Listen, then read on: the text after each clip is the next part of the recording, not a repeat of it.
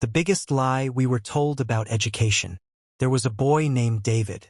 At 6 years old, he walked into school wearing a uniform 2 sizes too big. His mother knelt in front of him, straightened his collar, smiled, and said something millions of parents have said before. Study hard, and one day you'll have a better life. He believed her. How could he not? Every adult around him believed the same thing. So David did exactly what he was told. He arrived early. He finished every assignment. He stayed awake memorizing chapters the night before exams. Whenever he brought home good grades, everyone smiled. You're going to be successful someday. Year after year, the message never changed. Good grades meant a good future. Nothing else seemed to matter. Then one morning, after 16 years of classrooms, it was graduation day. His parents sat in the crowd, clapping with tears in their eyes. His teachers shook his hand. Friends took photos. Family members hugged him and said, "You made it." For the first time in his life, there were no more exams to prepare for, no more report cards, no more teachers telling him what came next. He thought the hard part was over. It wasn't. It had just begun. 3 months later, David sat outside an office building holding a folder filled with certificates. Inside were years of hard work, years of sacrifice, years of sleepless nights. The receptionist smiled politely. "Please have a seat." 20 minutes later, the interview began. The manager looked through his qualifications. "You have excellent grades." David smiled. Then came a question no exam had ever prepared him for. "Tell me about a difficult problem you've solved." David froze. The manager asked another. "Why should we hire you instead of someone else?" Silence. Another question. "Describe a time you convinced someone to accept your idea." David searched his memory. He had solved equations, written essays, passed tests, but nobody had ever taught him how to answer questions like these. He walked out of the building carrying the same certificates, but somehow they felt lighter. That afternoon he called his mother. "I don't understand," he said quietly. "I did everything they told me to do." There was a long silence. Then she replied, "I thought that would be enough too." That sentence stayed with him for years. Not because his mother had lied. She truly believed it, just like her parents believed it, and their parents before them. For generations we've been handed the same formula. Study hard, get good grades, graduate, get a good job. Everything else will work itself out. For some people it does, but for millions of others, graduation isn't the finish line. It's the moment they discover there were lessons nobody ever taught them. Now, this isn't a video about saying school is useless. Far from it. Schools teach us how to read, write, calculate, understand science, study history, and those things matter. Without education, society wouldn't function. But here's the uncomfortable truth. We've spent decades expecting schools to prepare us for every challenge life will throw at us. That was never their job. School gives you knowledge. Life tests you on judgment. School rewards the right answer. Life rewards the right decision. School gives you questions with one solution. Life gives you problems with no answer sheet. And that's where the biggest misunderstanding begins. Because the greatest lesson many people learn isn't inside a classroom. It's the day they leave one. David believed something almost every graduate believes. Someone will notice how hard I worked. After all, that's how school worked. The students who studied the hardest usually received the highest grades. The students with the highest grades were praised in front of the class. Hard work always seemed to lead to recognition. So naturally, David expected the real world to work the same way. A month after graduation, he finally got another interview. This time, he was determined not to freeze. He spent days memorizing common interview questions. He practiced in front of the mirror. He even borrowed a suit that was slightly too big because he couldn't afford one of his own. He walked into the office believing, "This is my chance." The interview lasted just 20 minutes. The manager smiled. "You seem like a hard-working young man." David smiled back. Then the manager asked one final question. "What have you built?" David blinked. Sorry. What have you created outside school? Silence. The manager wasn't asking about grades. He wasn't asking about certificates. He wanted proof that David could solve problems without being told what to do. And David had nothing to show. Not because he wasn't intelligent, but because nobody had ever told him he needed to. That afternoon, David watched another applicant leave the same office smiling. Curious, he introduced himself. The other young man admitted something surprising. I wasn't even the best student in my class. David frowned. So, how did you get the job? The young man laughed. Because while everyone else was chasing grades, I was learning skills. He showed David his portfolio. Small websites he had designed. Projects he had built. Problems he had solved. Some weren't perfect, but they were real. For the first time, David realized something uncomfortable. School had taught him how to answer questions. Life rewarded people who could ask better ones. Here's the part that shocked David the most. The company wasn't buying knowledge. Knowledge is everywhere now. Millions of books, free courses, videos, artificial intelligence. Information has become cheap. What companies pay for is the ability to use that information. Think about it. Two people can read the same book. One closes it and forgets everything. The other builds a business from one idea inside it. The difference isn't intelligence. It's application. This is where many people get trapped. They spend years collecting certificates, thinking each one automatically increases their value. But value isn't measured by what you know. It's measured by what you can do. A certificate tells people you completed a course. A portfolio proves you can solve a problem. Those are two very different things. Don't misunderstand this message. Education matters. Reading matters. School matters. But education should be the foundation, not the entire building. Imagine buying bricks for 10 years, but never building the house. That's what happens when learning never becomes action. David stopped blaming the school. He stopped blaming the economy. He stopped blaming the interviewer. Instead, he asked himself one question. What skill can I learn that solves someone's problem? That single question changed everything. Because from that moment, he stopped studying only to pass exams. He started learning to become useful. And usefulness is one of the highest paid currencies in the world. But there was still one lesson David hadn't learned. In school, mistakes cost you marks. In real life, mistakes often become your greatest teachers. Ironically, the fear of failing was about to become the biggest obstacle standing between David and the life he wanted. David started learning new skills. Every evening after work, he watched tutorials. He built small projects. He failed, deleted them, started again. Slowly, he became better. For the first time in years, he felt like he was learning something that actually mattered.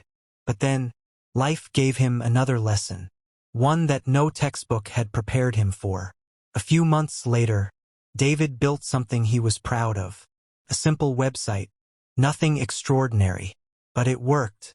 Excited, he showed it to one of his old classmates. The classmate looked at it for a few seconds, then laughed. You spent all this time making this? David forced a smile. He went home, closed his laptop, and didn't touch it for 2 weeks. Not because the project failed. Because one opinion was enough to make him doubt himself. That's when he discovered another subject school never teaches. How to handle criticism. In school, wrong answers are corrected. In life, people criticize your dreams. Sometimes they laugh. Sometimes they ignore you. Sometimes the people closest to you accidentally become the biggest source of doubt. Not because they hate you, but because your growth reminds them of the risks they never took. Most people don't quit because they're incapable. They quit because they become uncomfortable. And discomfort feels like failure. But here's the truth. Growth has never felt comfortable. The first day in the gym hurts. The first day learning a language feels embarrassing. The first business loses money. The first speech sounds awkward. The first investment feels terrifying. Every worthwhile skill begins with looking foolish. Think about a child learning to walk. Nobody laughs when they fall. Nobody says, maybe walking just isn't for you. Everyone expects them to fail, because failure is part of learning. Yet somehow, adults expect themselves to succeed on the first attempt. And when they don't, they convince themselves they're not talented.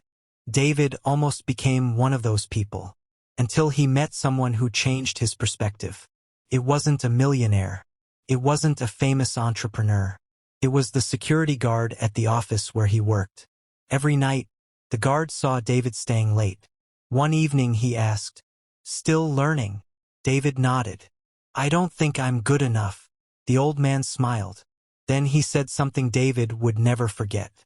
The people who become good are usually the ones who stayed long enough to be bad first. David laughed. It sounded simple, but it changed everything. From that day on, he stopped chasing perfection. He started chasing progress. Instead of asking, "Am I good?" he asked, "Am I better than I was yesterday?" That tiny shift changed his mindset. Weeks became months. Months became years. The projects improved. The confidence grew. The opportunities slowly appeared. Not overnight, but consistently. Here's what most people never realize. Success isn't usually one big decision. It's hundreds of tiny decisions nobody sees. Choosing to practice when you're tired. Choosing to read instead of scrolling. Choosing to finish what you started. Choosing to keep going after nobody applauds. Those choices rarely feel important in the moment, but compounded over years, they completely change the direction of your life. Maybe that's the biggest lesson school forgot to teach. Life doesn't reward the smartest person. It rewards the person who refuses to stop learning. Because knowledge has an expiration date. Technology changes. Industries change. Skills change. The people who keep growing never become obsolete. So if you've ever felt like you're behind, remember this. Being behind isn't permanent. Stopping is.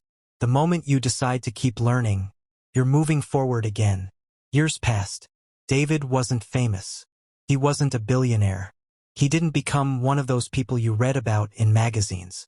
But something had changed. He no longer measured success by grades, or certificates, or job titles. He measured it by one question. Can I solve a problem that someone else is willing to pay for? That question changed everything. One afternoon, David was invited back to the same school where he had graduated years earlier. The principal asked him to speak to the graduating class. As he walked through the hallways, everything felt familiar. The classrooms, the lockers, the bell that signaled the end of every lesson. For a moment, he wasn't a guest speaker. He was 18 again, walking these same halls, believing that graduation was the finish line. He stood on the stage. Hundreds of students looked at him. Their faces reminded him of himself. Hopeful, excited, certain that life was finally about to begin. He smiled. Then he asked a simple question. How many of you believe your education is almost over? Almost every hand went up. David smiled again. I used to think the same thing. The room became quiet. When I sat where you're sitting today, I believed my diploma was a key. I thought it would unlock every door. Instead, I discovered it only unlocked the first one. The students listened. No phones.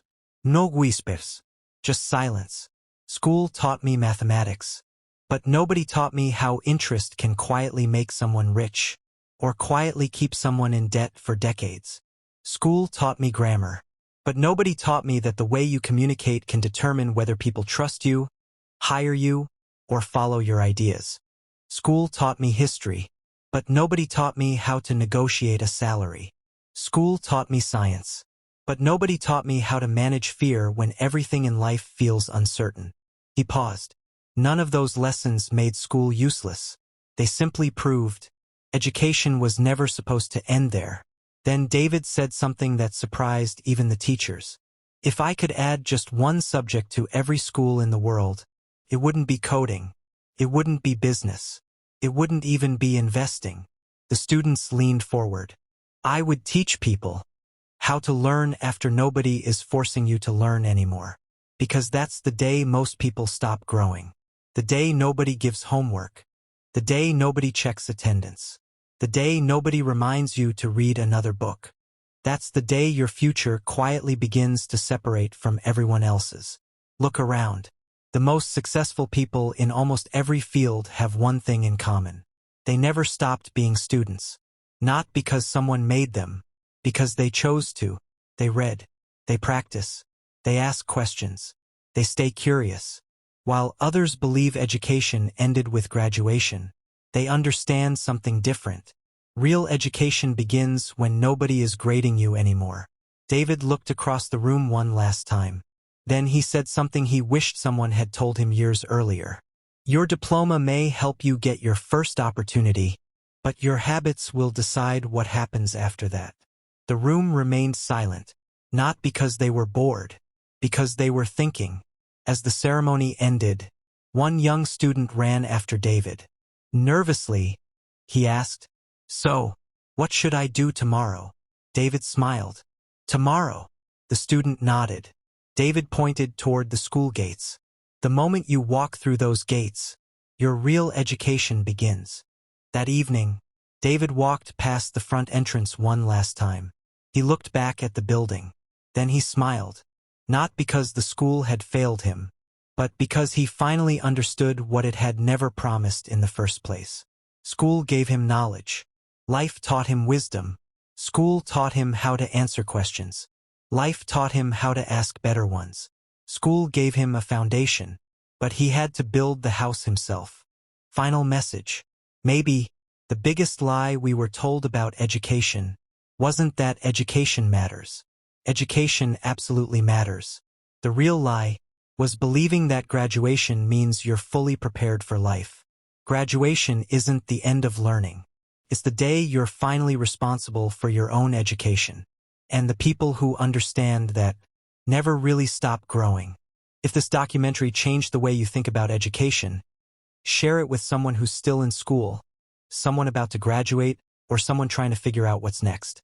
And if you believe learning shouldn't stop when school ends, subscribe and join us for the next documentary. Because the lessons that change your life are often the ones nobody ever teaches in a classroom.